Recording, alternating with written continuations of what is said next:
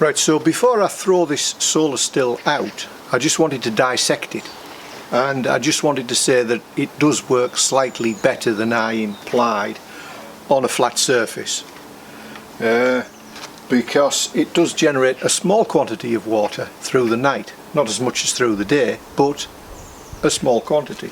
So over the past 4 or 5 days I've collected a good 4 litres of water here.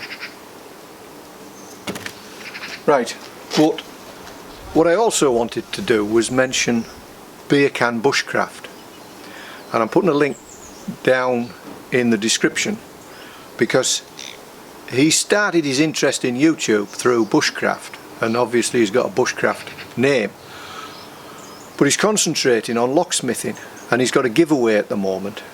And locksmithing is quite an interesting topic because if nothing else it'll teach you what locks to buy to protect your equipment or property or whatever that are perhaps not so easy to open. So let's now get into the dissection of this marine solar still.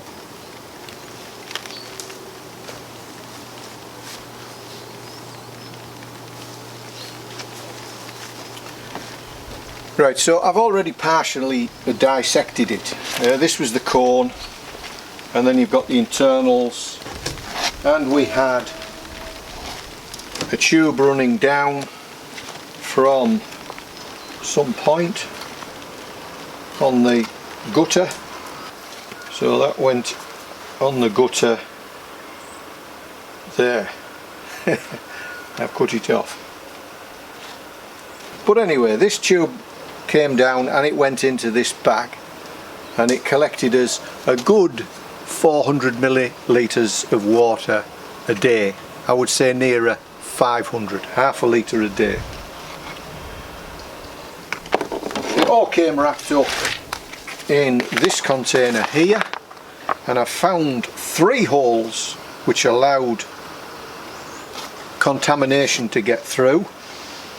One there, one there, and in fact these holes go all the way through both pieces of polythene, so I don't know whether they were supposed to be ventilation holes or what.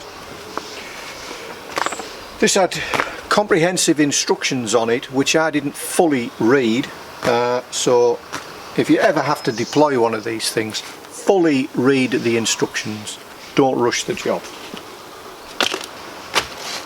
Right, so we had this valve here, valve A, which blew up a ring, a donut ring inside the still, and you pressurised that quite fully.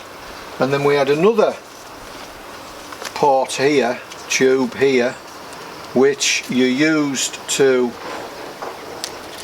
inflate the cone and to pour 4 litres, 1 gallon of contaminated seawater in, and then that wrapped up quite unsuitably to hold in the water and the air of the cone. So I've cut the cone off. There's the cone away, and inside we've got this ring which would be inflated, but unfortunately I've punctured it so it won't inflate anymore.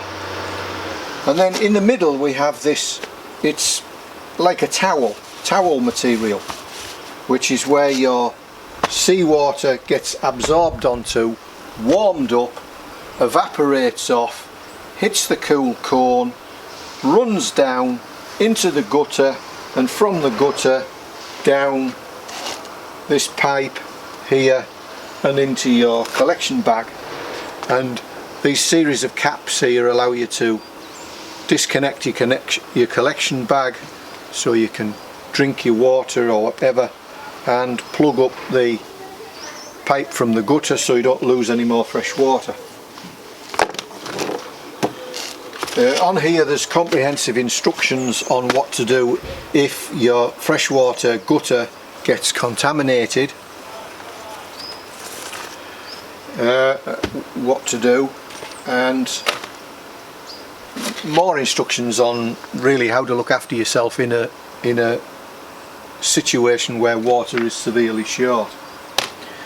So this towel affair here, it's I was in the process of cutting around to see how this actually works, and I'll just continue doing that.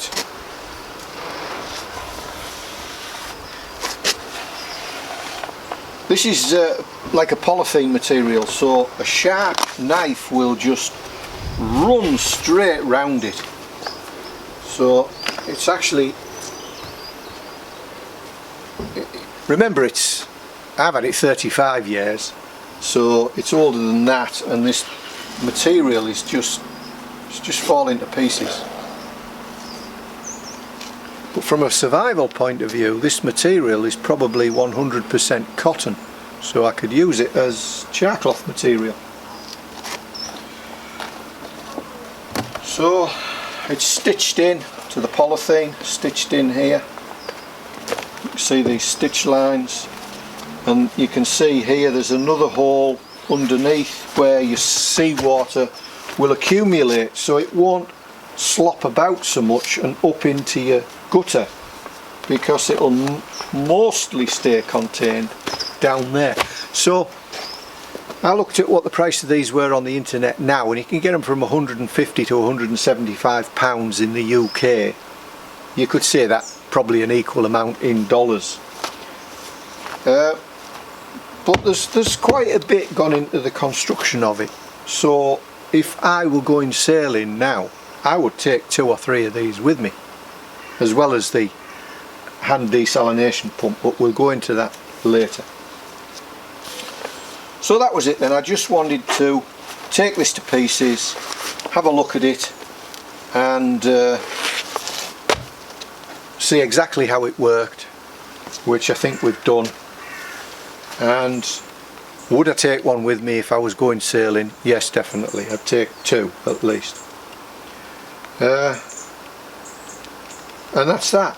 And this isn't quite the video I expected it to be, because I did want to do a quick video to mention Beercan Bushcraft's giveaway, because it's happening relatively soon, so I couldn't really do what I wanted to do, but I did want to take this to pieces. So that's it then, just a quick video. And if you ever think of going sailing offshore, think of taking one of these with you, or the hand operated desalination pump.